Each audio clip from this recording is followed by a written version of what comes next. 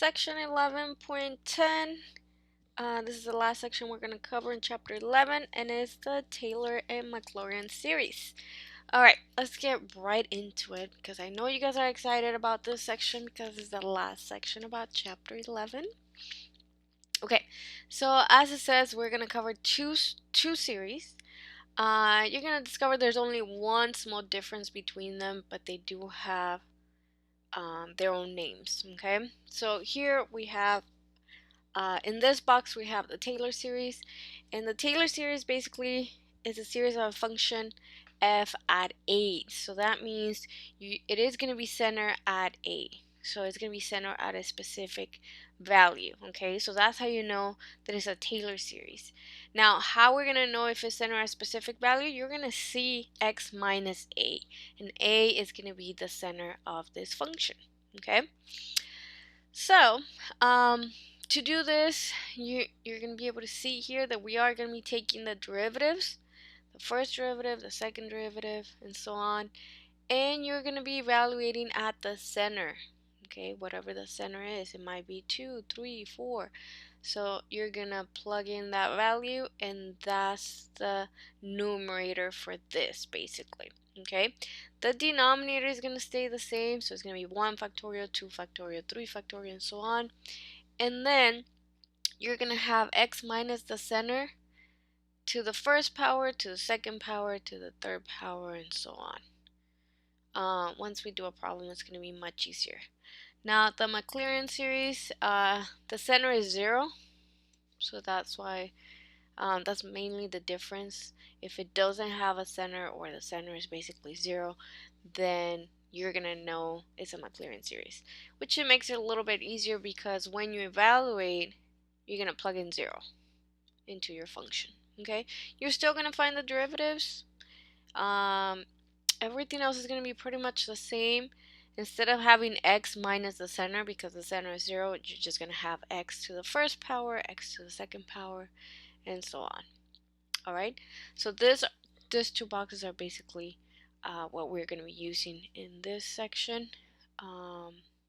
It gives you the format of each of the series. Let's start practicing Taylor series. So here we have a function f of x is equal to e to the x, and the center is equal to 0. So remember, sometimes you're going to be like, you're going to see x equals 0, or you're going to see it as a equals 0. Either one, they mean the same thing. Okay, now a Taylor series, when the center is 0, is basically a Maclaurin series. Okay, because the center is 0.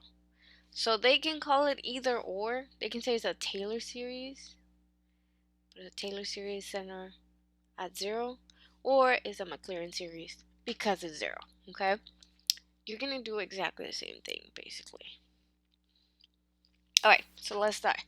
The first thing you want to do is we're gonna start finding the derivatives. Well, the function is equal to e to the x, and then we find the first derivative, the second derivative, and the third one. I guess if we get those two, we can figure out what's going on. Now, because we have the function e to the x, we know the first derivative is going to be e to the x, the second derivative is going to be the same, and so on. It's going to keep being the same derivative because it's e to the x. Now, we are going to be evaluating at the center, which in this case is 0. So we have to plug it in 0 for x, which is going to give you 1. And you have to plug it in 0 for the first derivative, which again is going to give me 1. Second derivative, it looks like we're always going to be getting 1. Okay, so if we write the general form of this, if we write our series basically, f of x is equal to e to the x. Before I write my series, I'm going to write it out like this. F of 0 plus f prime of 0 over 1 factorial times x plus and so on. Okay, so I'm basically going to plug in what I have here. So f of 0 is going to be 1 plus, when I plug it in, the derivative, the first derivative, plug it in 0, I get 1 again over 1 factorial times x. 1 over 2 factorial times x squared, and so on. It keeps going forever and ever, right?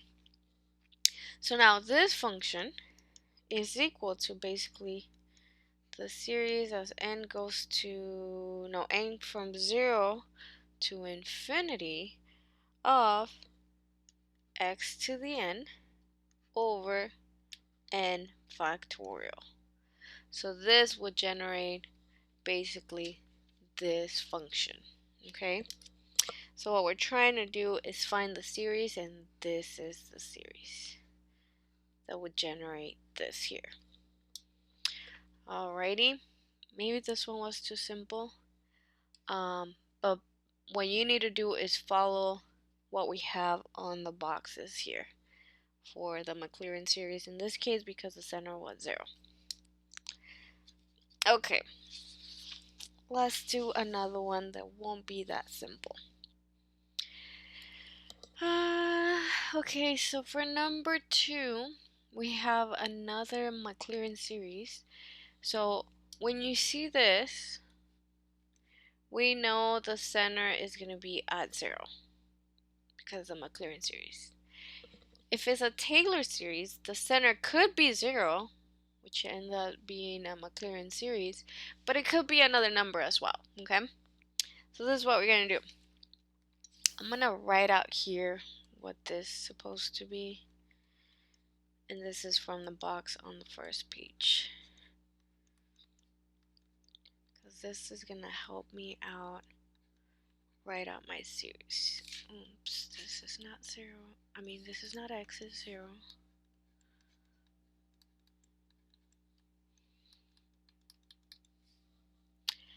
Alrighty, okay.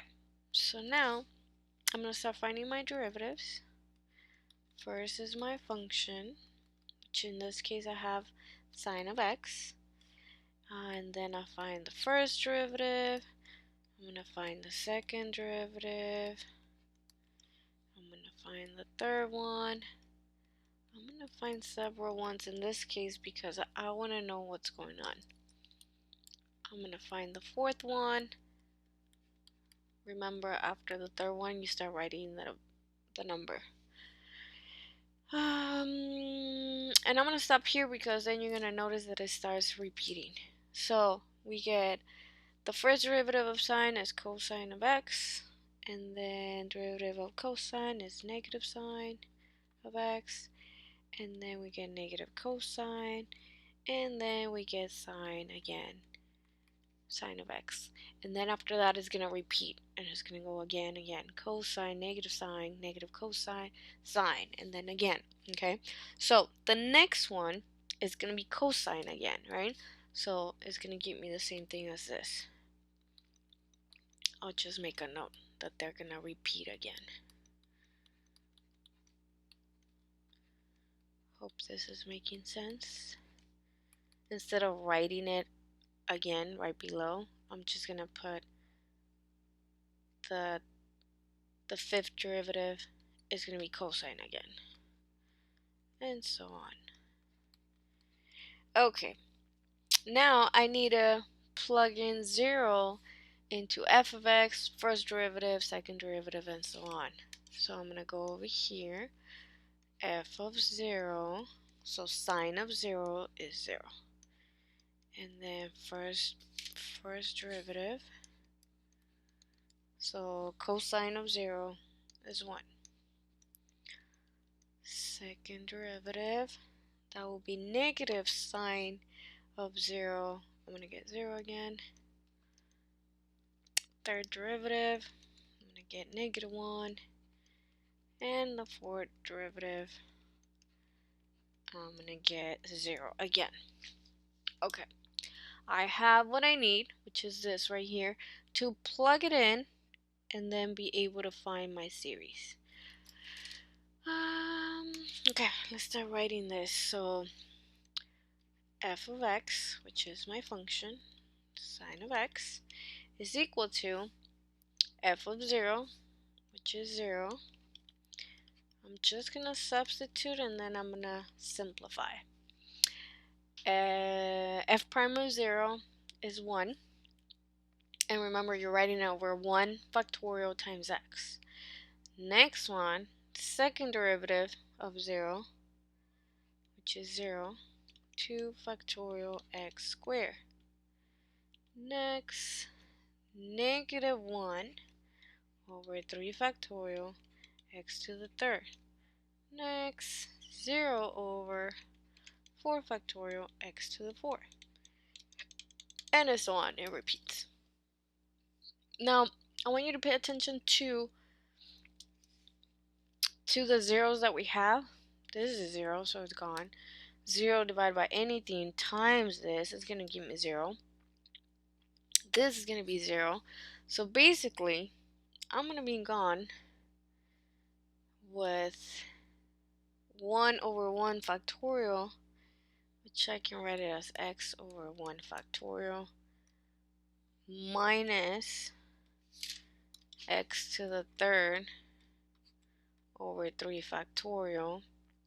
The next one is going to be positive, the next one here, x to the fifth over 5 factorial minus, notice my signs are going to be alternating. I know this answer is because of this. Remember, they repeat again. I just didn't want to keep writing it. Over 7 factorial plus, and it keeps going. The next one, the 8th, it cancels out. Okay, this is what I need to write my series. Now I see a bunch of odd numbers here.